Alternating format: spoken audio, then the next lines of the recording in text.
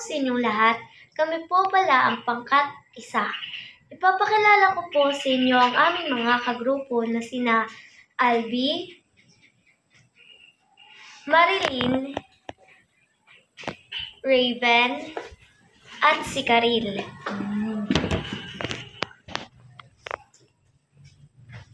Ang ingredients pala namin ay luya,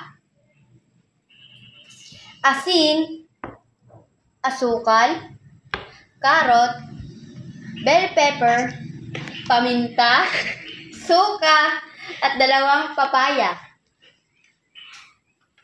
So ngayon, babalatan na natin yung 2 papayas.